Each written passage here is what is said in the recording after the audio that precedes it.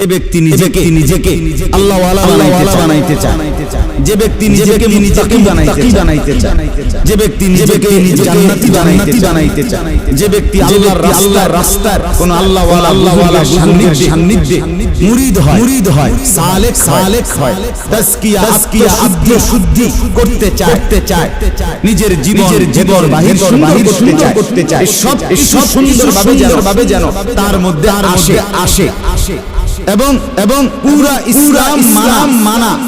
খেয়াল করেন কথা, পুরা ইসলাম মানা তার জন্য যদি সহজ হতে হয় তাহলে তাকে 6টি আমলে অভ্যস্ত হইতে হবে।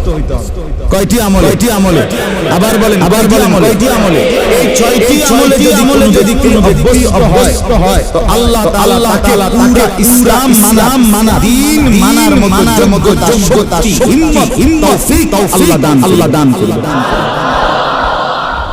ইমানের ৭৭ শাখা আল্লাহর নবী সাল্লাল্লাহু আলাইহি ওয়াসাল্লাম বলেছেন, এই পুরা ঈমান অতি অল্প সময়ে ধীরে ধীরে তার মধ্যে আসতে হবে। হযরতের মূল ফিকির এটা। এই এক সপ্তাহ খানকায় বলেছেন যে আমার ফিকির সারা পৃথিবীর মুসলমান যদি প্রকৃত অর্থে দিনদার হইতে হয় তাইলে ঈমানের ৭৭ শাখা মানে ইসলামের অংশ নিজের মধ্যে আনতে হবে, নিজের মধ্যে বাস্তবায়ন করতে হবে, তাইলেই সে পরিপূর্ণ দিনদার। কথা বুঝেন নাই? একটা লোক নামাজ পড়ে মাশাআল্লাহ, কিন্তু উনি মসজিদ থেকে বের হয়ে দোকানে গিয়ে সুদের লেনদেন করে, ওজনে কম দেয়, ধোঁকা দেয়, মাল গুনাগুন মিথ্যা বলে, এই লোকটা কি পরিপূর্ণ দিনদার? একটা তো আছে মাশাআল্লাহ, ওটা তো নাই। একজন নারী নামাজ তো পড়ে, পর্দা তো করে না।